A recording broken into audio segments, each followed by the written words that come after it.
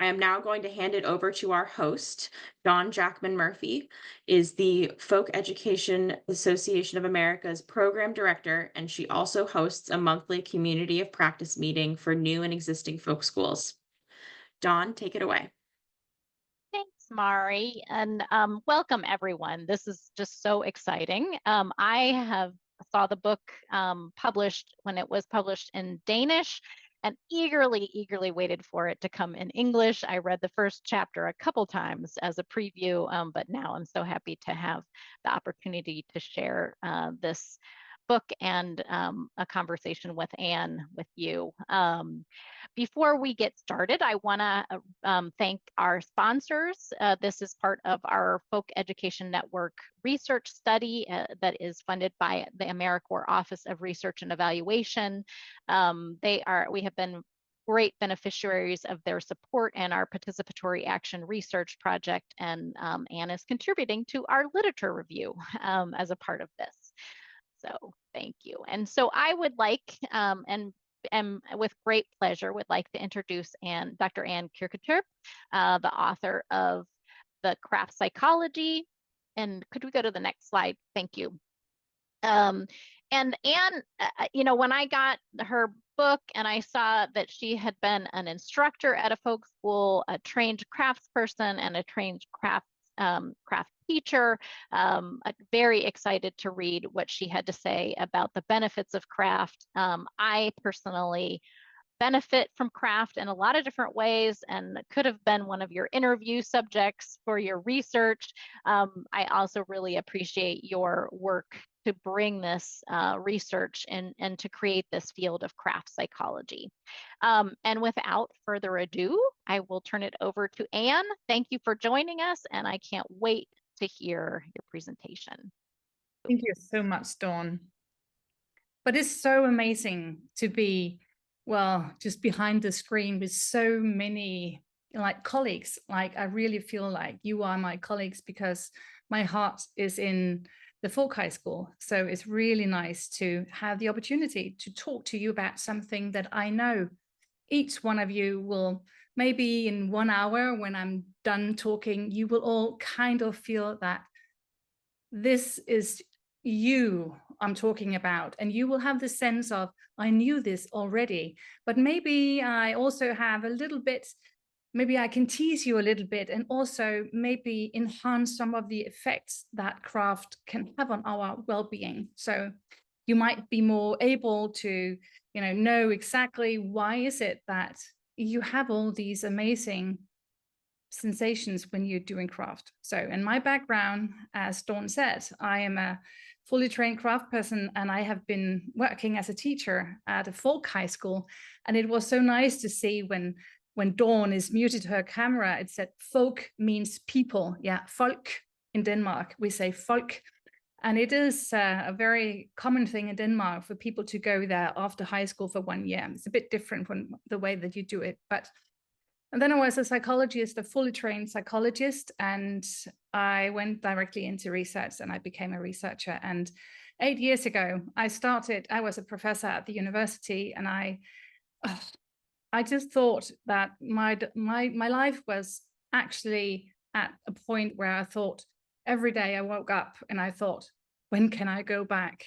When can I go home and do what I actually love doing? And I thought, I can't have read like for 35 years in school and still have this sense of I have limited opportunities in my life. So I thought, if not now, then when? So I quit my job. And actually it was at the beginning 8 years ago. It was because I wanted to do craft as a craft person. But then this very funny event happened. I was out giving a talk about motivation and innovation, as my research area was that back at that time.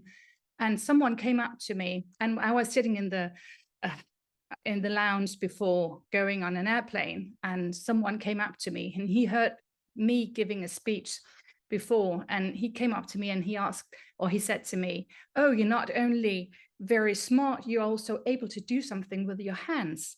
And just when he said that, that was just oh, I got flattered or whatever. And when I came home,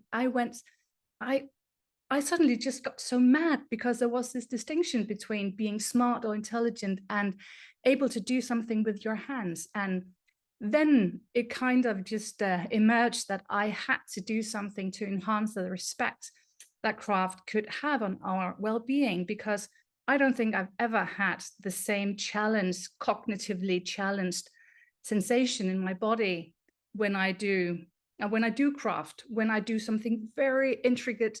I have to design, or I have to really do a lot of kind of counting, or designing a very complex thing. I think it's like the most complex thing I can ever do compared to when I'm doing more normal psychological research. So it's so wrong to say that it's academia is more complex intellectually than doing craft. So I wanted to enhance the respect that craft could have on our well-being. And I just found out that no one ever made a fully, you could say, like, describe the area of craft in that sense. So no, that was how it started for me to actually see the overall effects. If we look at all the research, and what I did was I asked 1,000 people, and I made a fully, you could say, a literature review of everything linking all sorts of craft with health promoting effects.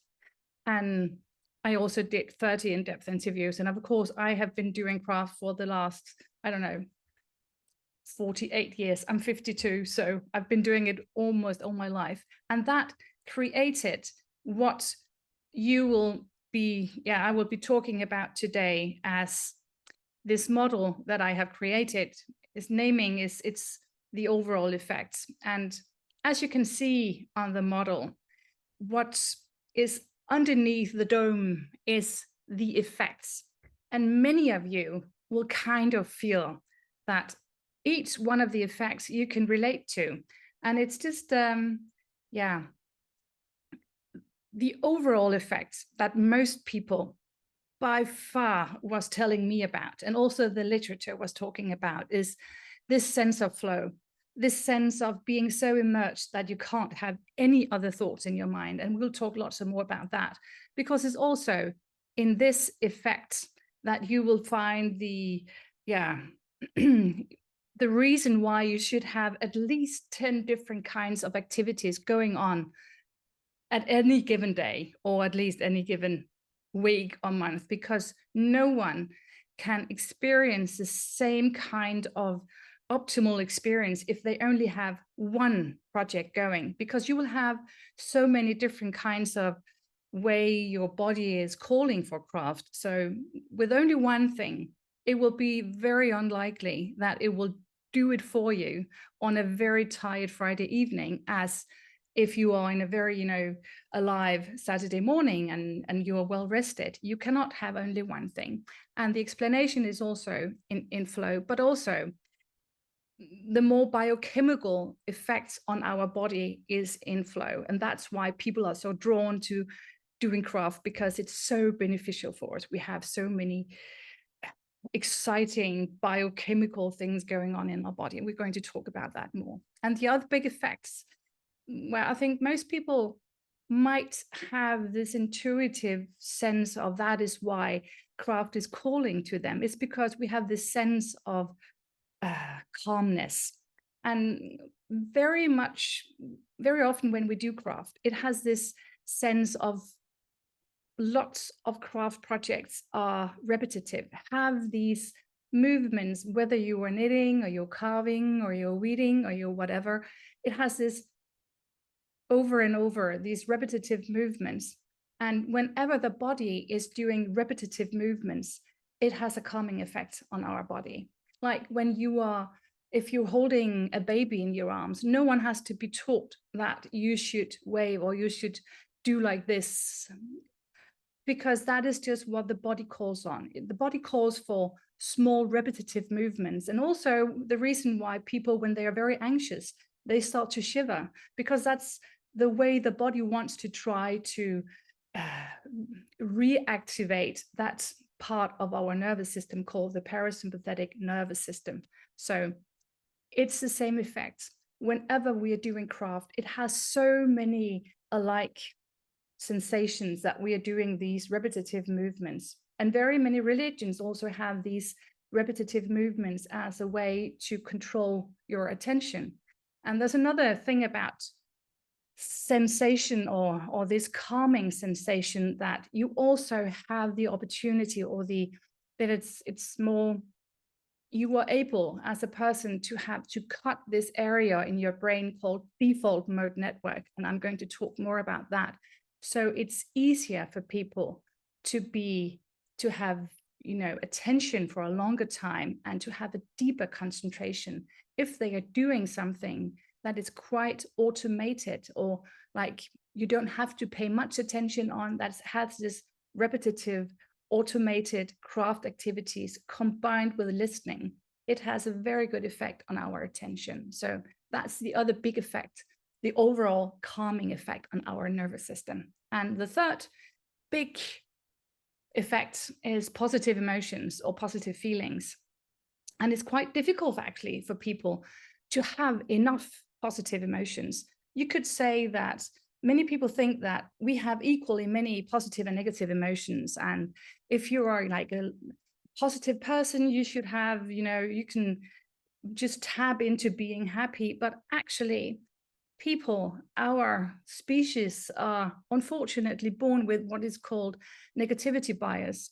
We have a 4-time more likeliness to be observing or to be observant of the negative things that are going on in our life, or to be more attentive to the negative things. So we have to do something actively to prevent having more negative emotions in our lives. And that's why we worry more. We worry more about one negative comment on our lives than we do with one good comment on our lives. Like, you might have this example of, like, let's say you are in a meeting and there's 20 people who are saying, oh, you are amazing. Oh, you are fantastic. But at the end, there's one person who says, I think you are so bad at your work. And what do you go home and think about? It's the one person, because that's dangerous. So we are not very likely to pay attention on positive things in our lives. But when we have a deep passion for something, or when we do craft, very many of us experience before and during and after, we have this sense of joy and optimism and inspiration and interest and humor and serenity, all these positive emotions that whenever we are sensing and feeling positive emotions, like it's really very simple math, you don't have negative. So in order to cultivate as many positive emotions as possible, of course, we should just be immersed in something that would evoke positive emotions. And if you have a passion, it's just very likely that you have much more of it. And that's also why, when I'm giving talks in Denmark, I always say that I'm a doctor in psychology, so I can prescribe 1 hour of passionate work every day, or craft making every day. So if you do that, you're more likely to cultivate more positive emotions. And that is a big effect of people who are doing craft, that they talk about how they have a vivid or a very prolonged sense of all these positive emotions. And the last, noticeable effects craft making has on people, and the health promoting effect, is that people have this sense or need for achievement, and also for making an impact or producing something meaningful. And the very amazing thing about craft, like versus academia, is that you can see it, it's tangible. It's actually something that you can see, that when you start, if you're making a ceramic cup, or you are making a cake, or you are knitting or whatever, you start out with something like nothing. And then in a very short time period, you actually have something. You have something that is there. You can see it's tangible, and you can see all the small micro success experiences that have created this amazing progress within only maybe 1 hour or maybe 1 week, but it's still, it's tangible, and it's something that we can see our progresses, and that is easy to have all these master experiences, so you can see how well you're doing, and all these feedback that craft has on our that you can see, I have done this and now I have actually made a real impact. It's also something that comes from as a very deep place in the human history, because we have always been, our nervous system has been created to make this dry, warm fat. Like, we have been created throughout 200,000 of generations in history in this specific sense of making the opportunity, or making this human race exist, of being able to have this, dry, having a roof over our head, building roof and building places where we could be dry and warm, having the nervous system and having all these extremely capable hands to do something that would keep us warm, to be able to have clothes and to make clothes and fat, so we have the opportunity, or we have always been hunting for something that would something that was feed us. So dry, warm, fat is a very deep system of, whenever we are doing the calling, you could say the really existential calling for dry, warm fat, we feel that we are a part of something bigger, or we have meaning to our life. No one is actually questioning the purpose of life if we are doing something that calls for the initiative of doing dry, warm fat. So the achievement of making craft artifacts that you could show, I was here, I was on the planet, I was not nothing. And also this dry, warm fat, that you are sensing the real deep connection to nature, or to something that is what we have always been created for. And that's the 4 big effects. And the last effect is actually, it's invisible. It's something you could say that comes alongside when you are doing craft.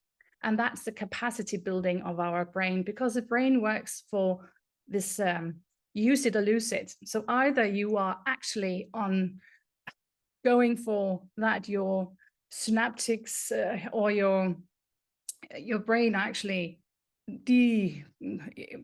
not evolving, but the opposite. And every time you learn something difficult, your brain is called for, and the neuroplasticity or neurogenesis, the generation of new synaptic connections are created. And if you have something that you love doing it feels like a game, and doing it feels like it's just a walk in the park to do it. It's not something that you hate doing. So even learning something very difficult feels like interesting, and so you just want to do it. And every time you learn something new, that's a real connection. That's a real synaptic connection.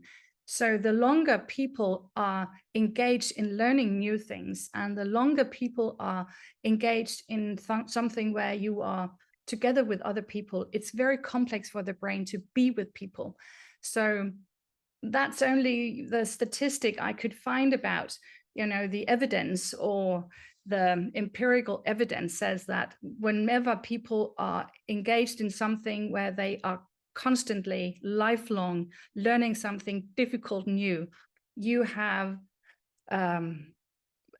onset dementia delay, like early onset dementia delay. So it's, if you love something, you're more likely to constantly learn new things, and it's a very good thing. And it's also very easy for people, when you could see that when people having this inner picture or something, like you have seen a mug somewhere, or you have seen a a sweater. Someone is knitting a sweater and you have seen it on the street, and you go home and you have this inner picture in your head and you just want to create it.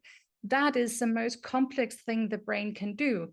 If you have a 2D or an inner picture and you are going to create it 3D, it's something that you have to do sensoric, motoric, very complex thing with your hands, and you have to make all the decisions and the limbic system, what do you feel about it? So it's a whole brain thing. It's very complex.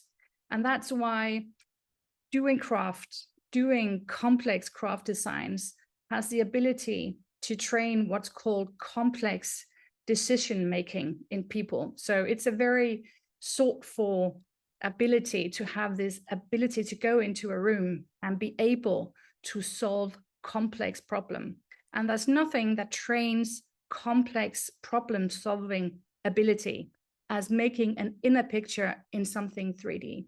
So that is why the Finnish people have like 6 hours of craft, because they want to create this capacity of the Finnish people of being able to solve creative, difficult problem solving. So, and craft making is very, very good for doing that. And then the overall sphere, a passion, that was what I've actually was, that was what I was researching. To begin with, it was people who already had a passion that I was asking for.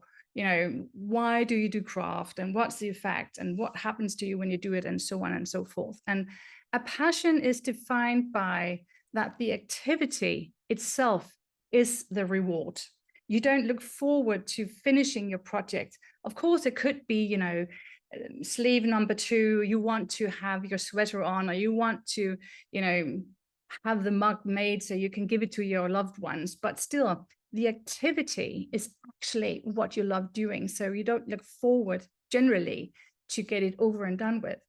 And that is the core issue of having a passion. It's intrinsically motivated. Passion is the same thing as being intrinsically motivated. And the funny thing is that I knew that. I have a PhD in motivation and innovation and so on. And I knew that being intrinsic motivated is the same, is a very high correlation of being all these 3 psychological needs that everyone needs to have fulfilled. And this sense of what creates psychological well-being is not something that I have created.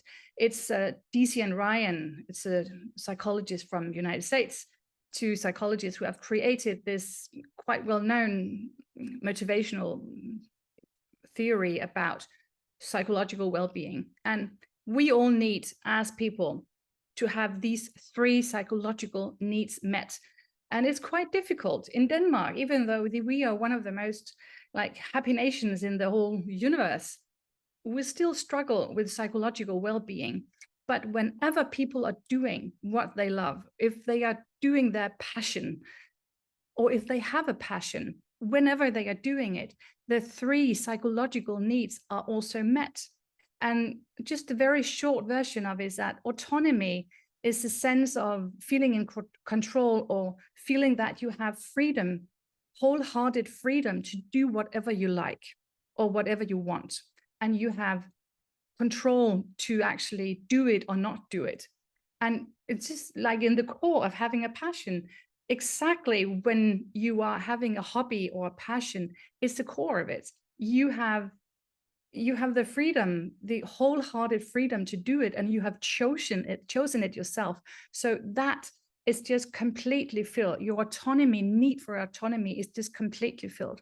And the other need that everyone needs to have fulfilled is the feeling or the sense of competence. Everyone needs to feel that they feel competent. And it's not the same as being competent or feeling competent, because you can feel incompetent even though you are competent. But whenever you have chosen something yourself, you would never choose something that is too difficult or very boring. You would somehow find something that talks to you. So you would feel competent and you could recognize your skills. And that is just something that it's this micro experiences that also I was talking about in achievement, but it's the other psychological need that is always met. And the last one, maybe that is the most important thing that craft can give. And the reason why it's a shortcut to psychological well-being to do craft, because this sense of social relatedness, that is the third big need we all of us have to have met in our life. It's the sense of there is someone or something bigger than us that we have a very close relatedness to. Of course, it's a person or 2 or 3 or 4 people in our life we need to feel very close connected to, but it could also be a larger thing like religion, to have the relatedness of something bigger. It could also be the relatedness of all the other weird craft persons, all the other weird people that we are like linked up with. And it's amazing having this feeling of connectedness or social relatedness. And it's also a very special thing that craft can do, because often when we do craft, for instance, my mother, I'm the only child, and I have 2 kids and they are grown up now. And my mom, she did these 2 sweaters for my boys. They are 26 and 24. And they were going on a trip to the northern part of Norway this summer. And she had knitted these 2 sweaters for my boys. And she was like calling me all the time when she was knitting these very, very complex sweaters. And she said, oh, even though they were very complicated, I'm just sitting and knitting. Every stitch, I'm thinking about how much I love my 2 grandkids. So every stitch was like made with love. And when my kids came up all the way to the northern part of Norway, they sent her a picture and saying, oh, grandmother, we are wearing like a hug of you all the time. So, and that is something very many people are talking about, this sense of relatedness, even though it's over time or it's somewhere like people could be dead for 25 years, as my grandmother is, and she died 25 years ago, and I'm still wearing her sweater and she becomes alive when I'm wearing that.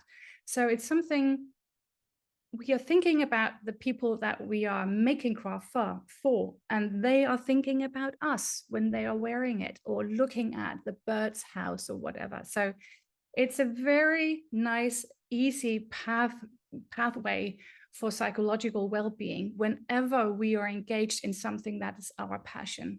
So that is a big, you could somehow say that this membrane over this dome, whenever we are experiencing these effects and people kind of say, oh, this is amazing, I love doing this, then we are nurturing our passion, because it comes out as this overall feeling in our body as, oh, this was amazing. And then having this sense of doing something that is intrinsically motivated or having a passion is the same thing as saying we have full on ignite for all these needs, psychological needs. And then you could also say, what about all the people that we are teaching in folk high schools that might not have a passion when they start? Does it still relate to them? I could say the reluctant people. What about them? How do we start the game for all the reluctant people? And the very simple answer to that is that if you as teachers or whatever you work with, if you are providing something that very fast, like say in the first 30 or 1 hour, creates something very specific craft activity that would make like a very short, very fast sense of flow, or maybe calmness, where your sense of being more calm, or a sense of much more, all these, you maybe make something for your mother or you make something for your sister, and you have all these, oh, you get proud and you see, oh, look what I did. And you have this sense of that you have achieved something. Whenever you are creating something for a person, that within the first hour, and that is also my recommendation, is that you need to have something that is low entry, that would be creating something to generate flow, which I'm going to talk about just in a minute. And then people might say, oh, this was amazing. So if you deliver a very fast way for the students that you have to experience the effects, then they will say, oh, this was amazing. When can I do it again? Oh, when is Wednesday again? And then they have this starting sense that this is something that could be my passion. And then the wheel just turns.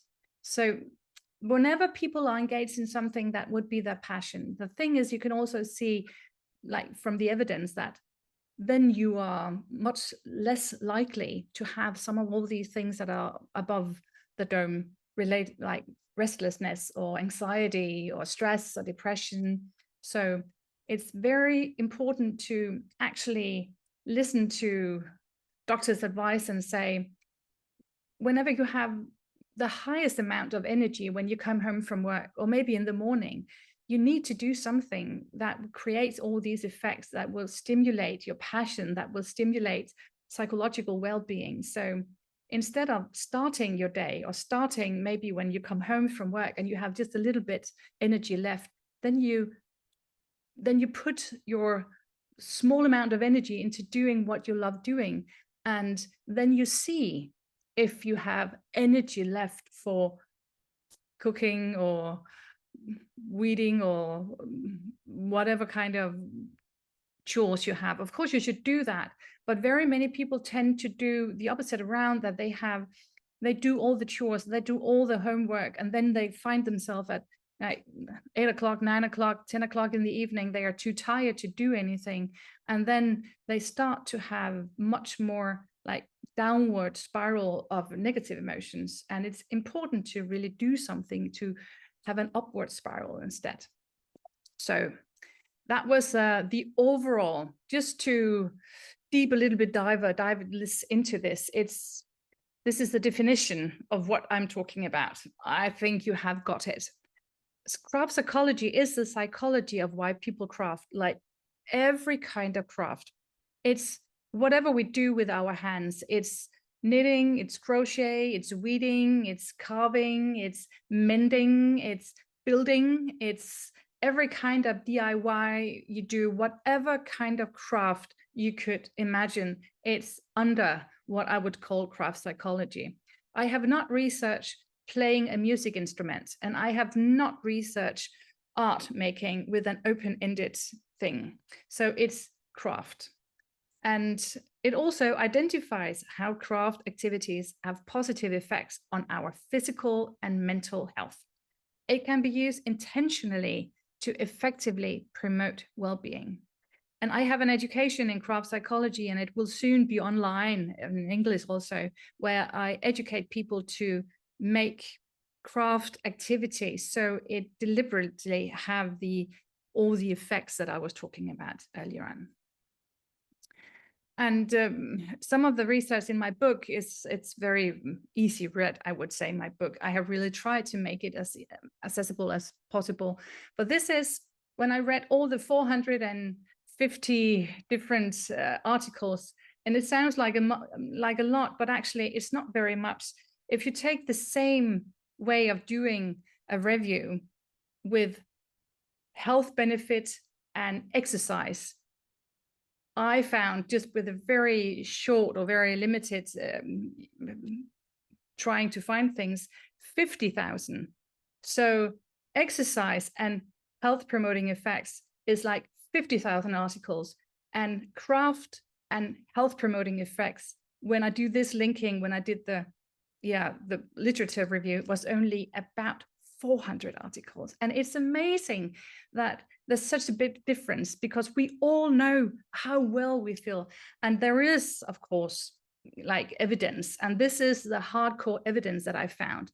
And you can find much more about that in my book if you want to like specifically know which kind of articles and what kind of things that I've done. So I made this overall description of each of these 9 things that craft can do for our health. So I'm not going to talk so much more about that. I'm going to talk more about the effects of it. And this is maybe one of the is a little bit more interesting, or maybe more something that you wouldn't know about why you should do craft. Because this argument I'm going to make is, why is it hard to relax when we're doing nothing? I think most of us, at least I have heard it many times, this, what I called the really, really bad advice. It's a really bad advice. It's like, go home and relax and do nothing and take care of yourself. I've heard that advice so many times, and so many doctors and so many of my colleagues, my psychology colleagues, says, like, go home and take care of yourself and do nothing. And what happens is, whenever we are doing nothing, this area or this hub of we have this center. It's not actually a center. It's a network of 3 or 4 different areas in our brain, and it's the most default mode our brain can come into, and it's always active when we are doing nothing. It's whenever we are sitting and doing nothing and only contemplating about our lives. And often people will experience it when they are trying to fall asleep, and then they will have this, you all know it, you are listening or you are giving this advice, go home, do nothing and take care of yourself. And then you think, oh, I'm so stressed and it must be a good advice, so I'm just going to sit home and try to relax. And then every time you sit and do nothing, default mode network will start. And it's always active whenever we only have like stimulus from within. And it's our self-awareness network, or it's something that always tries to minimize future catastrophes.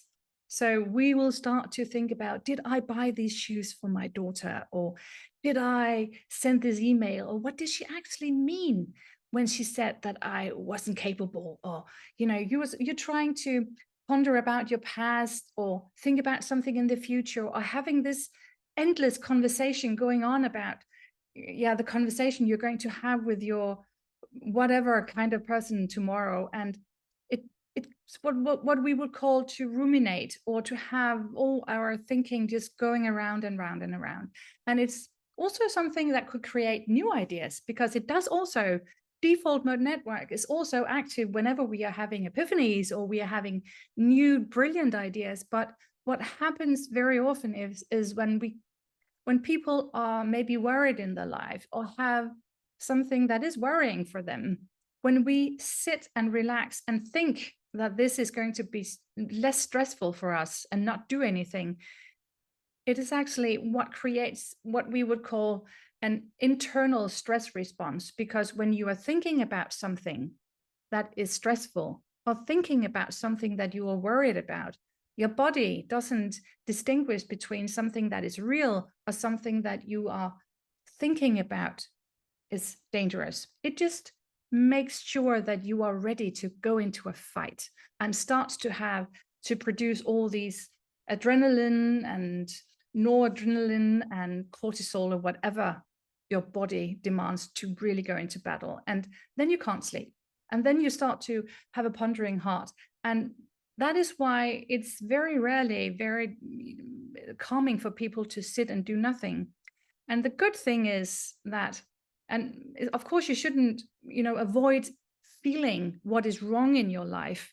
We should always feel and sense what is going on, and what do I need to actually be aware of in my life. And I would be the last person to say that you should just go and start a very complicated sweater and don't feel anything. Of course, that's not what I'm saying. But there's a lot of things that we can't do anything about. We cannot have the conversation with the person that we are thinking about 2:00 in the night. It's better to actually be rested and to be open and to have the conversation that we have prepared for. Or if it's war in Ukraine or the election in the United States tomorrow, it's something you cannot do anything about. It's out of our control. It's not something that we can do anything about. So it's very good, whenever it's out of our control, to do something that would cut default mode network And there's a very, very fast forward way to do that. And it's because there's another alternating big connection in our brain called central executive network, or CEN.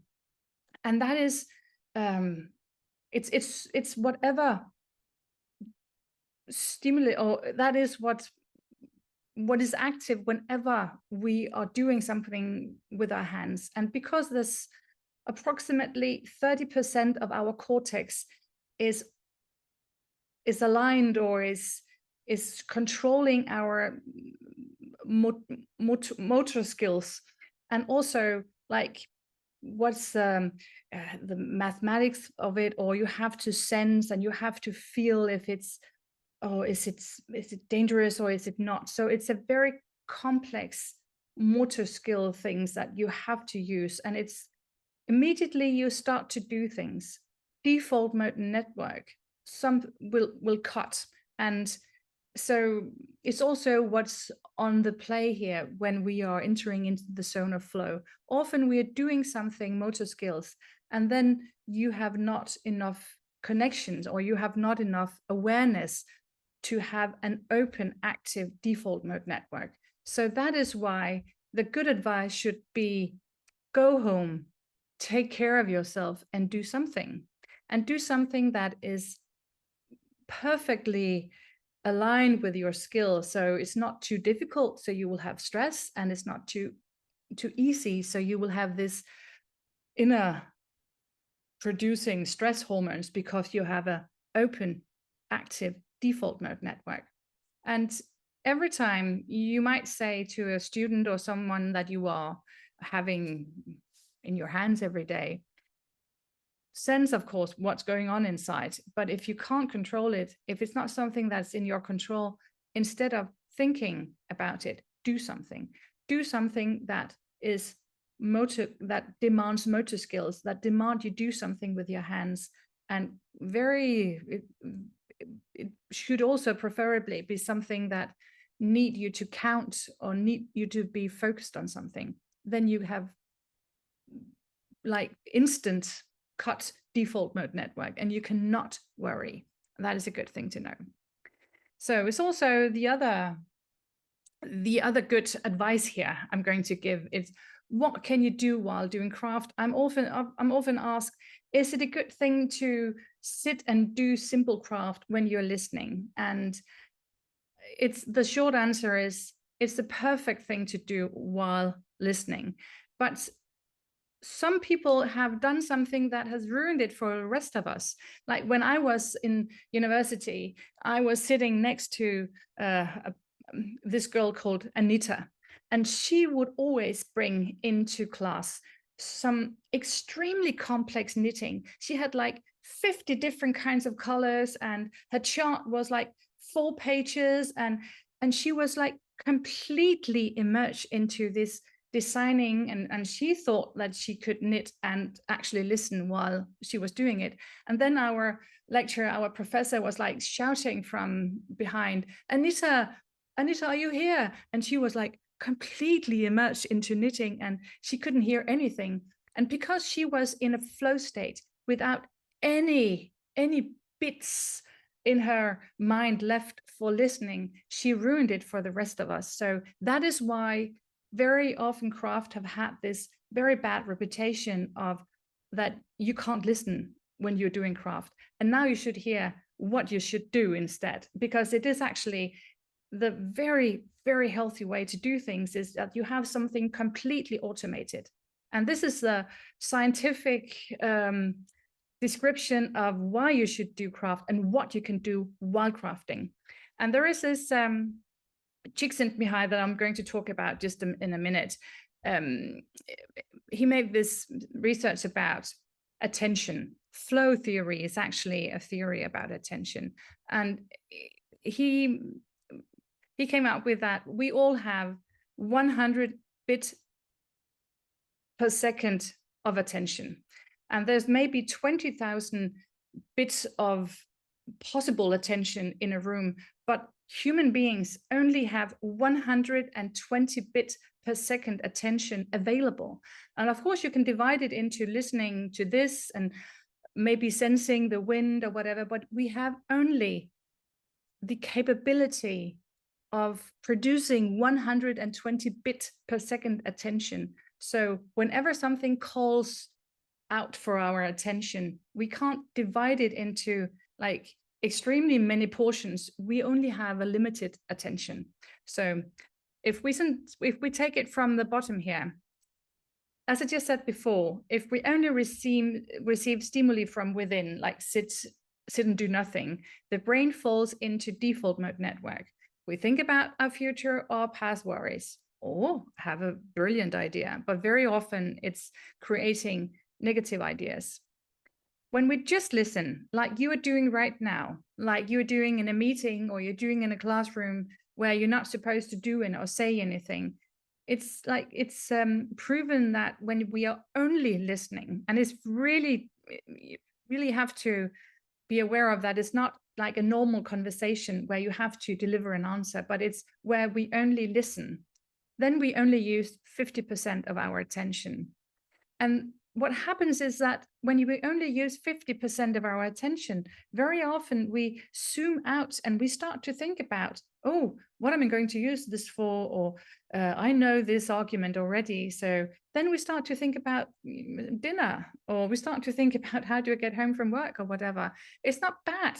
It's just impossible for people, if they are only listening, not to zoom out quite often. It's not because we're not interested, but it's just because that's how it works. Default mode network becomes like gradually active.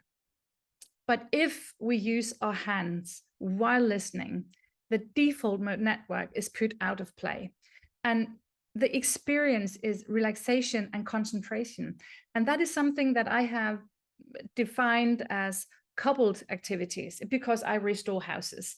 And if you think about it's a coupled window, that was before we had these windows as we know them today. It's two single glasses. When they are connected with a hinge, it's called a coupled window. And I just thought, oh, that is how it should be explained. We have coupled activities where you have listening that only demands 50% of our attention. And if you couple that with an automated repetitive movement with your hands, it could be like you are only, what people most often do without thinking about it, they start to draw something. They start to draw something very like doodling or something, or teach your student to have something that is completely automated, not like Anita was doing, like something that would do flow generating. You need to have something where if you were only doing your craft activity, it would be too boring. You would kind of think, oh, am I only going to knit or carve or whatever, or do something very, very automated? Then it would be too boring. That is a perfect thing to do coupled with your listening. So that is what you can do while listening. Something that is completely automated, never something that generates flow. Flow is defined by fully engagement in one activity, and you use your entire attention, and it's amazing and it's wonderful. And it's like every good thing that happens in our body is the reward.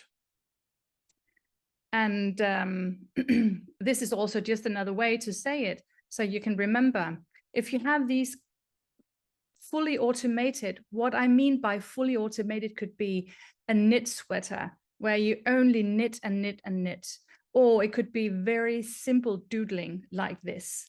And then if you do this, what I also have been researching is newly diagnosed adults with ADHD, or young people or children with ADHD, they have so much easier access to listening and to be calm if they can choose their own craft and they can do something that is completely automated. And what I can see from my research is that students, or what I have been researching is actually young women who is newly diagnosed with HDSD, and they have had this sense of, I can't take an education, because they thought they couldn't concentrate. But actually, if they choose their own craft activity that is completely automated, they can listen with like hyper intention or hyper focus, and suddenly they can be attentive like 4 or 5 hours, and it's amazing. So that is a good thing and something that you should be aware of. But again, be aware, it cannot be something that creates flow where you have a full attention on your craft activity. Then you are a really poor listener. If we do something like here, where we need to count or create complex patterns, that is amazing. It's very nice. It creates full attention, and we cannot pay attention to anything else. It's like you sit there and you carve, or you knit something intricate, or you do something very complex, and maybe you're watching a television show, and your husband or your girlfriend or your whatever says, oh, what happened? Who died? And you were just like, you weren't listening for 5 minutes, but you didn't really notice when you slide it out into your craft activity instead. And that's amazing. And it's called flow. And it's just what we're going to talk about. So now I'm going to slide into flow instead of just saying that I'm going to talk about it. And the thing is about flow is very many may know flow theory. I'm not going to talk so much about flow theory as such, but it's defined by Csikszentmihalyi, and he died 3 years ago. And maybe flow, the theory of flow, is also called the theory of optimal experiences, because it's when people have optimal experiences, whatever it could be reading, or it could be a deep conversation. But what defines flow is that we have 3 things going on in when we're doing it. And the most well-known is that we have, on the one hand, the challenge, and on the other hand, or the other axis, we have competence, skill. And whenever we are engaged in something where the challenge that we meet, like it could be a new sweater, or it could be a complex design on our cup, or it could be weeding a new area, or maybe cutting a tree in a very intricate way or something. Whenever the challenge we meets our competences or our skill, then we have this sense of, oh, it's not too difficult. I don't have to produce stress hormones. I'm not, it's too difficult. And it's not so easy that we would start to have an open default mode network. So we would have an inner created stress hormones in our body. No, this is just perfectly harmony. And this is the end goal of actually doing something that is difficult and constantly trying to be better. The end goal of being skilled and have very high competences is freedom. Because whenever people are extremely competent, they have extreme freedom in creating what they want. And that is why we want to, you could say, like, really want to be good, because it's a calling for freedom. And if we try to put her up here, I have this demonstration, like, let's say she is up here, and then no one would ever say, oh, it's Monday morning, give me some stress, give me some anxiety. No one would want that voluntarily, because it's a very horrible thing. It doesn't feel good to have stress. And the clinical definition of stress is that the body experiences challenges as too much, or too much according to the sense of competences that they have to meet the challenge. And then the body thinks, oh, the challenge is too big, or is too difficult. I don't have the competences or the skill to meet it. So, oh, I have to produce a lot of stress hormones. So that is why it's not per se, it's not dangerous to be here for a short time. Actually, it's very healthy for the body to be more resilient to overcome things. but you should only be here for a short time, not for days or for years or whatever. It's very, very unhealthy to be here. What the body does is whenever we are up here, and it demands a lot of blood in all our big muscles, and it creates hypertension for a very short time, but what it costs, the body says, okay, if I'm going to produce all these short-term, highly focused abilities, then I will not produce any white blood cells like immune system, or I will not do any kind of circulations of your intestines or whatever. So it costs on our repairment in our body. And that's why people get very sick after a long period of stress. But we could also send her down here. Let's do that. And because she is now on her way back from work, because someone told her this very bad advice, go home, take care of yourself, and do nothing. And then she sits down here. And that is the opposite. Very many people think that the opposite of being stressed, like the healing for that must be having like excess competences, like too little challenge. But then default mode network is active, and she starts to ponder about her future or her past, and she get worried about, oh, what about my colleagues, or do they like me, or whatever. And she's not very unstressed. She becomes quite stressed. Boredom is quite stressful, actually, if you look at stress hormones in people's body. So let's say that we have, this is her flow state when she's perfectly calm. And it's not very intuitively something that people would actually guess, but the only place where the body doesn't produce any stress hormones is actually when we are in flow, because it's not too difficult and it's not too boring. So you will start to have an open active default mode. This is where the body thinks, okay, I can do whatever I want. And every time I get a little bit access attention, I can just fill it up with a little bit more challenge.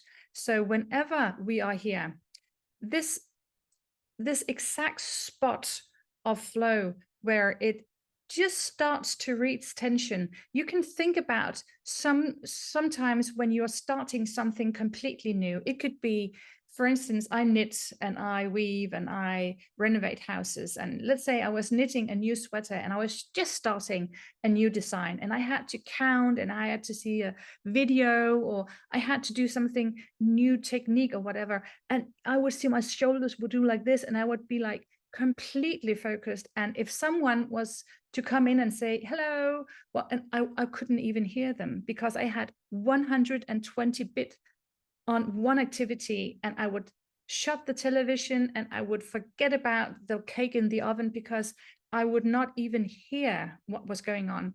And then gradually I would like kind of say, oh, this is how it's going to work. So I would kind of go into a more flat state of flow.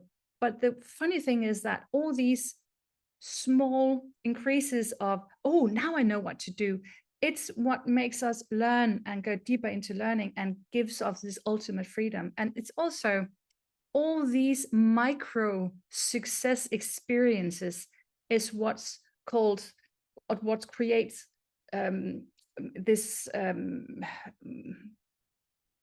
hormone called dopamine. Yeah, our reward hormone, dopamine. And whenever we have these small dopamine in our body, that also creates a more fluent and more congruent balance of serotonin in our brain. And serotonin is known as what makes us able to actually achieve or to feel happy when we do things. It's not actually, we can't eat serotonin. We need a perfect balance, and it's success experiences that creates a perfect balance in our serotonin level. And it's very easy to have a good level whenever we are engaged in flow activities, because something where we are creating the reward ourselves, it's a more healthy and it's a more efficient way to create a good balance in our serotonin level. And this is also what happens when we are in flow, is also that the body produces something called anandamide. It's pain relief substance in our body. We get so relieved in our pain, so we can it's actually for some people is something that you should be aware of, because you cannot feel if you overdo things. But it's also relief people who have chronic pain, because whenever you are in flow, you can actually, of course, you are, your attention is on the other thing, but it's also something where you are for real stress, or you are pain relieved. And then for the last thing here, I would say she's never, ever, ever on the same page, or she doesn't sense the same kind of flow, because now is the argument of why you should have at least 10 things going on the same week or on the same day. I don't know. I don't do 10 things every day, but very often I do at least 2 different kinds of things, because when I get back from home or later this evening, I'm very happy that I have something that is completely automated. Because if I only had one thing, and tonight after this speech, I was maybe at a very difficult point. Let's say that I had only one thing and it was extremely complicated. It was maybe a sweater and I had to count 420 stitches and divide it with 7. And I would just look at this knitting and I would say, I can't do this. It's too complex. And that's such a shame. Of course, I should just have something that is extremely automated for a worn out evening. So my best advice is, like the doctor's advice here, is you should have at least 5. I could say 5, but 10 is better. Different difficulty ranges that would always fit into this spot of flow, because it can never, ever be the same if you are totally awake as a Sunday morning or a very worn out Friday. It will never be the same. And it also something you should be aware of with your students or whatever you are working with, that it's a good thing to have maybe 1 or 2 or 3 different kind of projects during the day, so you're not forcing yourself to do something that is too difficult if you are tired or worn out, because then it will actually not create a health promoting effect. So that is maybe one of the last things here. And coupled activities that I was talking about is here. It's where you feel you have 2 activities. It's not flow, but it's something that creates a relaxation in your body. So just, this is the end goal, is freedom. That is why we do want to get all the horrible things we want to do, and we want to get over and over and over and be better, because in the end, it creates freedom. So I'm going to end this talk by just wrapping it up and saying that all these effects, whenever you experience all these effects, it's something that you can do deliberately. You can have an activity that will more, something where you might have pre-started something for your students, so they very fast will have this experience of achieving something, or be aware of, if they think, oh, it's too difficult, then do something that will just like diminish the challenge, so they will have the experience of flow. Or maybe start with someone, if they have anxiety or if they have something, start doing something, repetitive movements, so the body will say, okay, I'm calm now, and then we can move on to do something that creates flow. And also be aware of that, you talk about or announce that, or give feedback, so they can experience that they are actually having all these micro success experiences. And the last thing I will say here is that I have this thing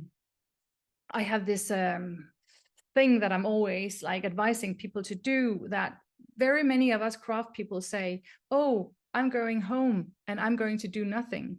Instead, try to learn to say something like this: oh, I'm not going home and doing nothing. No, I'm going to knit, and I'm going to do repetitive movements, and I'm going to have this sense of perfect balance between my challenge and my skill. And I'm going to experience all these positive emotions like joy and excitement, because I'm going to achieve something or create something that really makes an impact. And I'm going to have this sense of all my psychological needs will be met, because I'm going to have this complete sense of autonomy and feel totally competent and have this relatedness of all the other weird people, because I'm going to do something where I am in just the core center of my passion, because the activity itself is the reward. So no, I'm not doing nothing, I'm doing something. And you can just learn to say that instead of saying I'm doing nothing, because you are intelligent people and you're doing something, and it's very healthy to do craft. Thank you.